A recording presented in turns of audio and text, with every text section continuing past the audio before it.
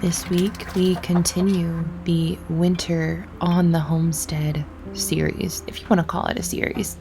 That's just the topic of all my videos because it is winter here on our homestead, and this is such a valuable season to work on preparing for the other 3 seasons of the year that are really, really busy. So first and foremost, the elites don't want you to know this, but you don't have to sit in an ice bath to get the benefits of cold plunging. You can just go outside in the cold. Bonus points if you do so barefoot. I do that a lot, and it is definitely a great way to wake up. So I am just making up some chicken soup. No, not chicken noodle soup, not for me to eat. This is for my chickens. So we're going to walk down and see the chickens, and I'll tell you what is in this concoction here.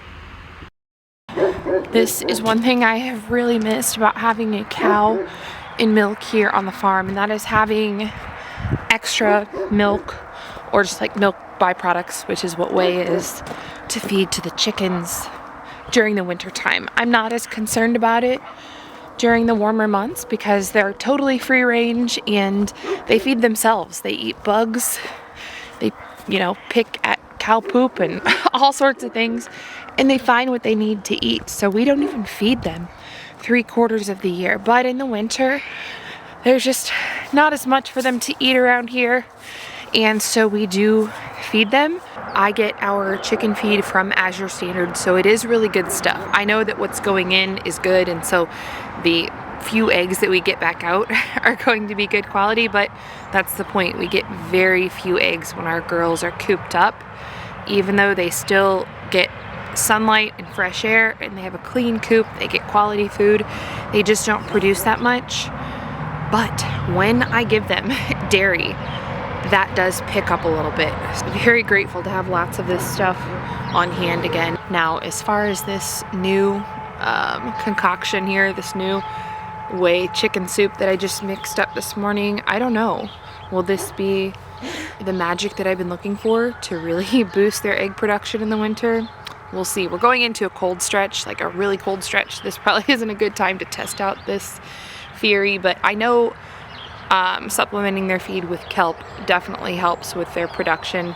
The red pepper flakes, or like the spicy pepper seeds and flakes, that is something new that I actually got from the comment section of one of my YouTube videos when I talked about egg production in the winter. Somebody said that their grandmother always saved hot pepper seeds and fed them to the chickens to help keep, during the winter, to keep their internal temperature warmer, because when they have to try to keep themselves warm in the winter when it's really cold out, they're expending a lot of energy that they could otherwise be putting toward egg production. So if you can help them out by an alternative method of keeping warm internally, then maybe some of that energy can go back toward egg production. We'll see. I'm going to test this out.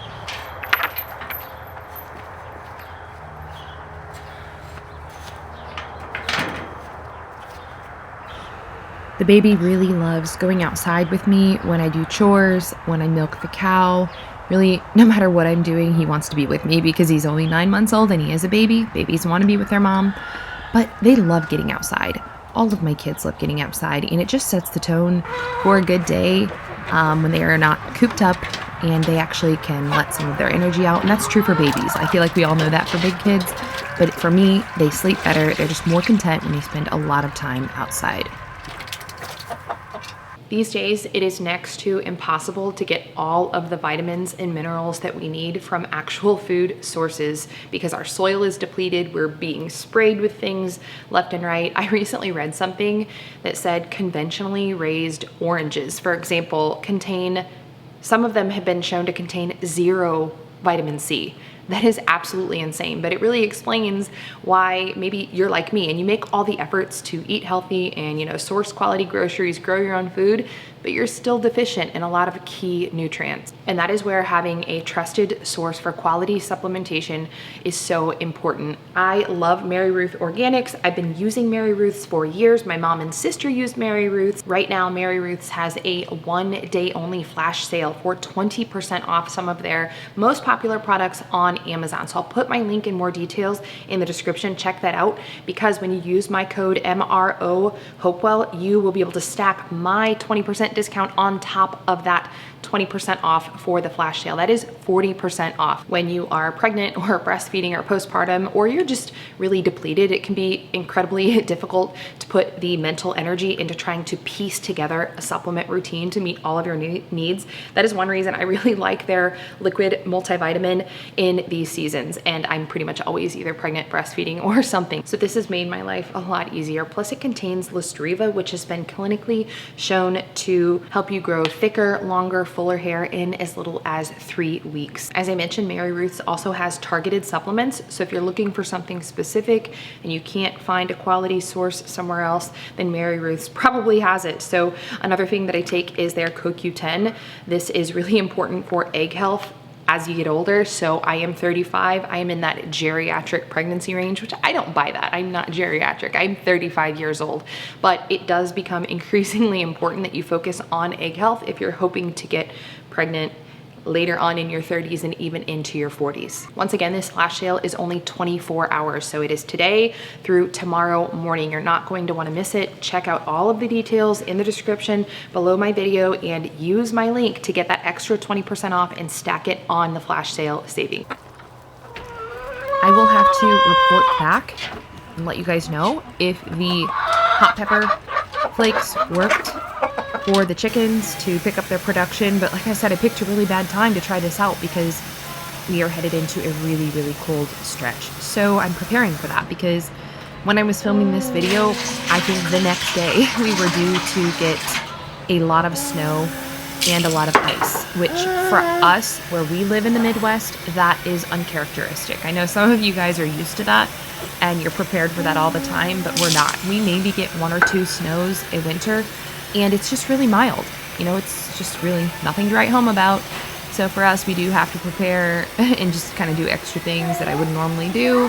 One thing I'm doing here, well, we have our Berkey for water filtration. So if we would lose power, have a grid down situation, or need clean water, then, you know, we've got a creek on our property. I could just go down and get water from the creek and filter it through the Berkey, or even melt snow and then filter it through the Berkey. That takes time, but not too much time.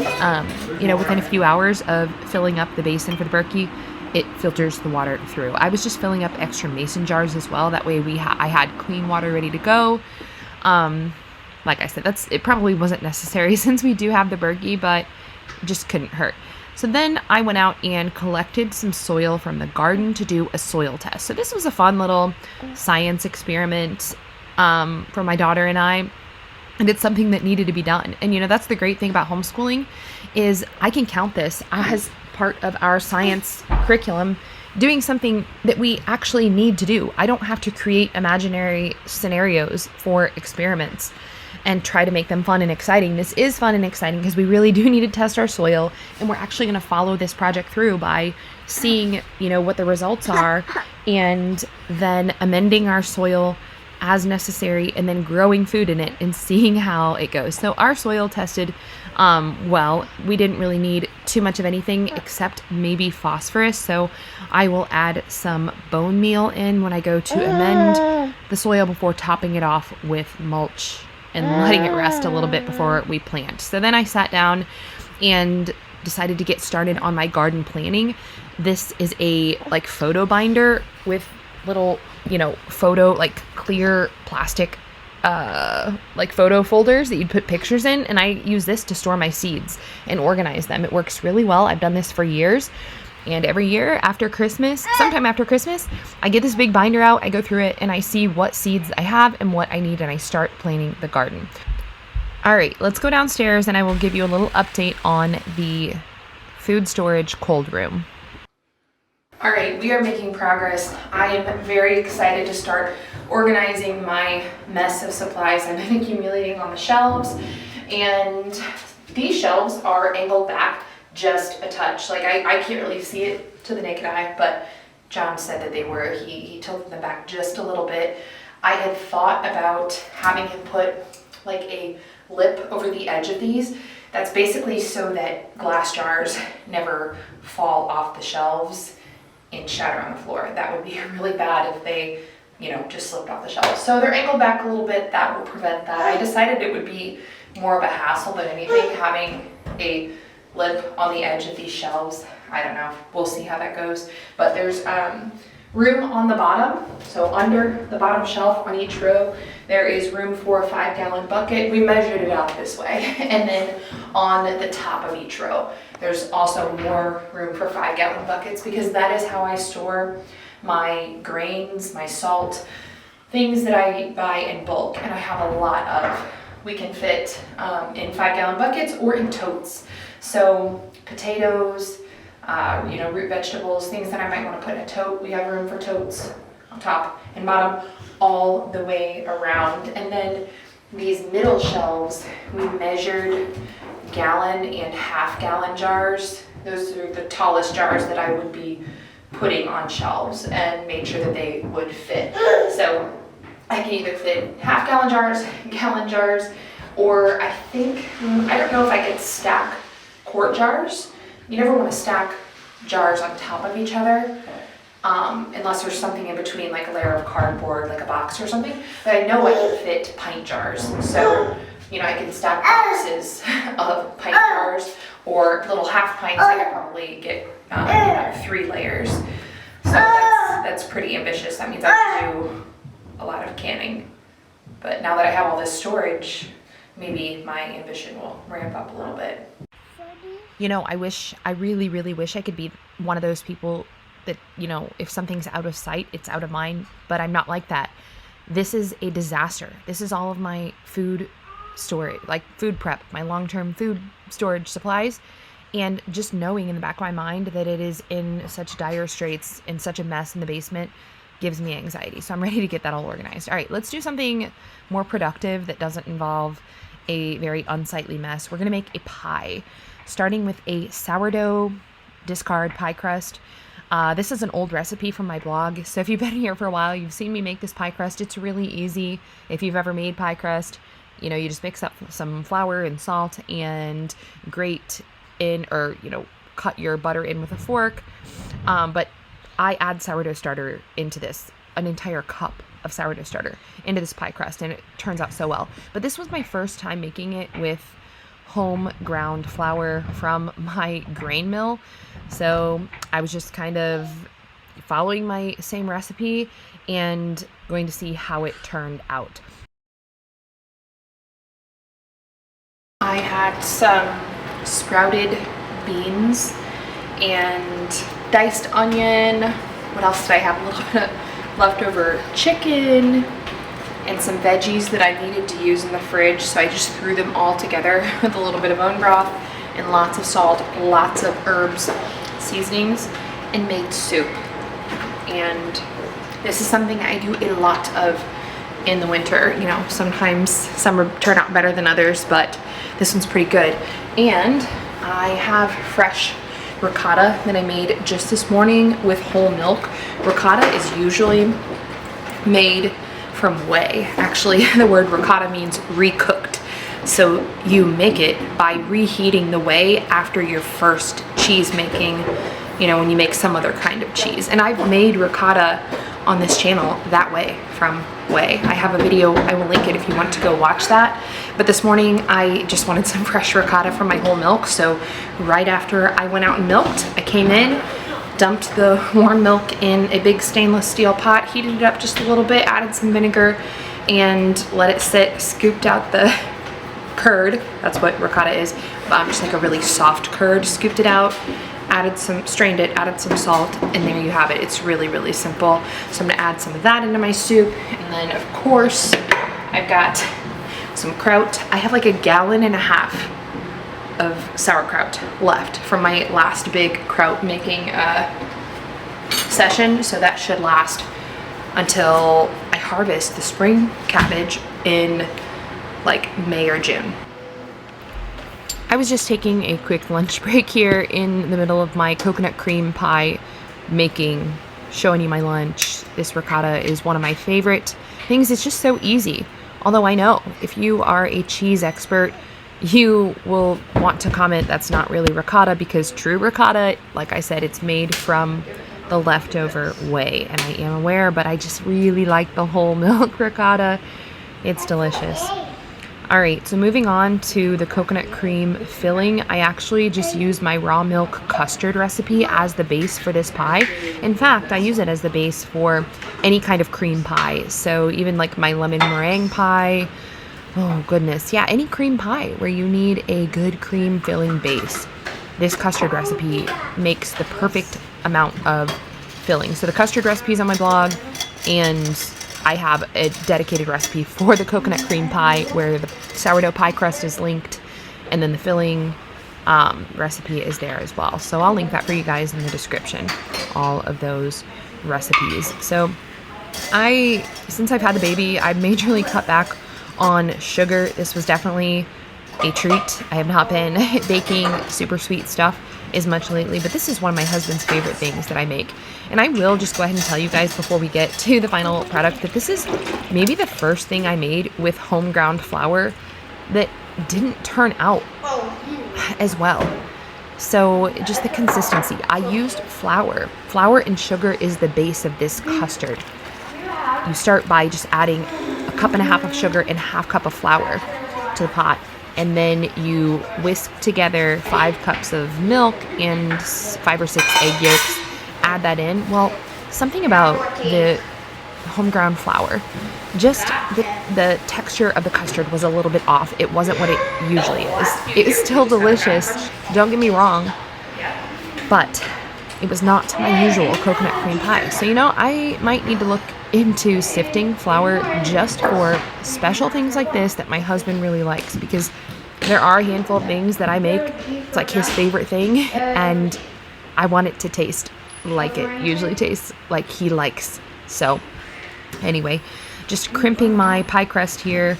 Next time I make this recipe, the sourdough pie crust recipe with home ground flour, I'll add a little more flour. Typically when you use freshly milled flour, it's going to take less than all-purpose flour because it absorbs more moisture, but I just didn't get it quite right. I cut down a little too far.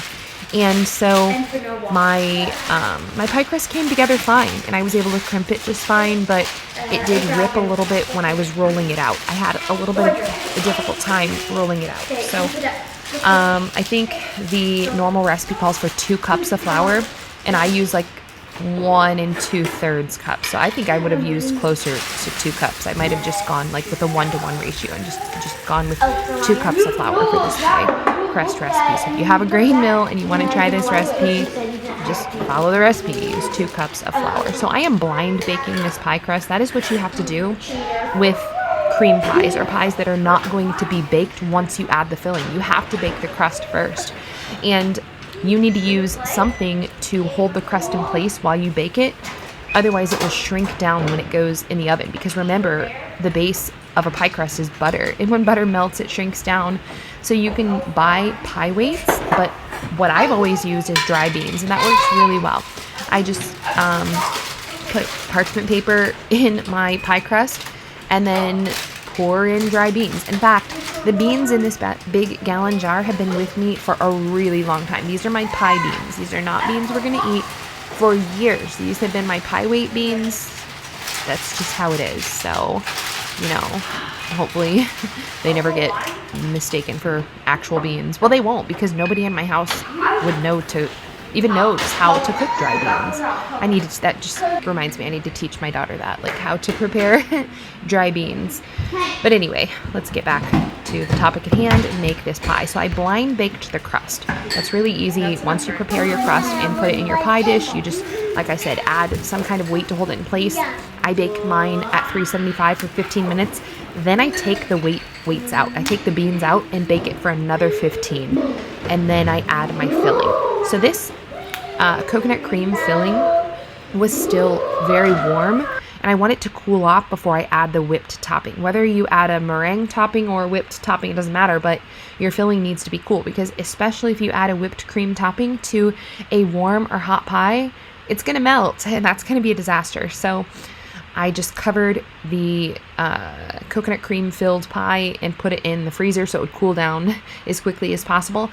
And I was editing, so I fast forwarded a little bit here, but then I made my whipped cream topping, and we'll go back upstairs in a minute and I'll show you, putting the final touches on the pie. But in the meantime, while I was waiting for the pie to cool before adding the whipped cream, I came down in the basement and I wanted to freeze dry some milk.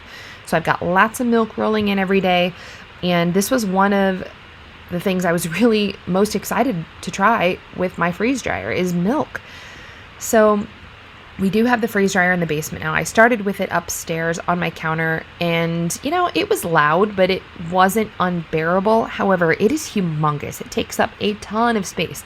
And unless I had it built in to where I could, close a cabinet door and hide it, it just isn't something that I want sitting out on my counter all the time. It's much better down here in the basement where I really don't care if things are pretty.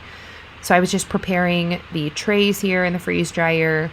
Anytime that you're going to freeze dry liquid, don't pour the liquid in the trays and then transfer the trays into the freeze dryer. Put the trays in the freeze dryer, pull them out a tiny little bit, and then use something with a spout to pour the liquid in. Because if you try to transfer full trays of liquid any kind of distance, it's going to make a massive mess and spill everywhere. So it took about 24 hours to freeze dry that milk. You'll see that at the end of the video here, what that looked like, the final product. But here's the pie. So I topped it off with whipped cream, added toasted coconut, and we were good to go. Like I said, the texture just wasn't quite the same as usual, but it was still delicious. Don't get me wrong. Like, if I didn't know what my original coconut cream pie tasted like, I wouldn't have any complaints whatsoever.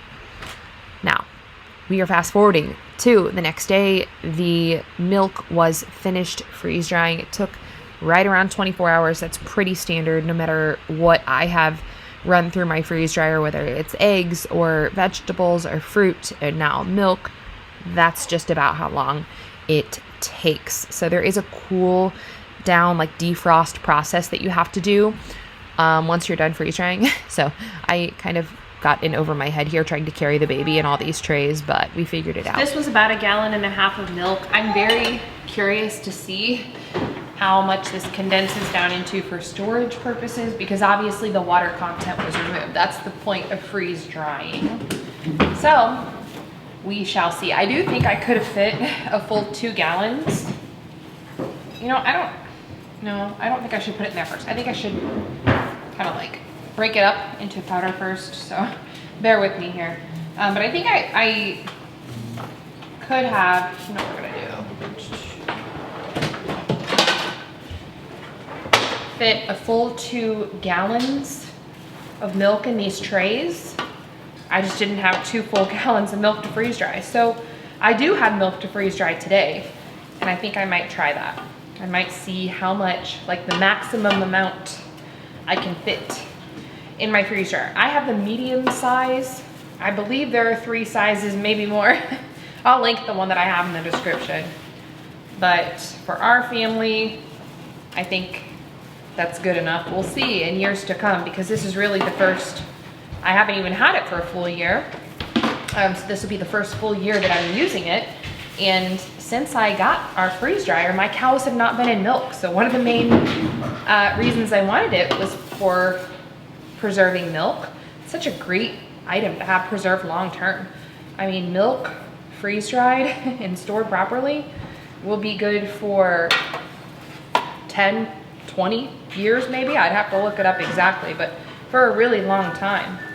And you might think to yourself, if you have a dairy cow, why would you need to store milk that long? Well, we might not need to store it that long, but we did just have a scenario where we had 2 dairy cows, and we bred them, and a couple months in, they both miscarried. It was a really hot day when it happened. I don't know. I mean, they have adequate shelter and water and food all the time, but I don't know. They both miscarried. So that's a couple months time lost there.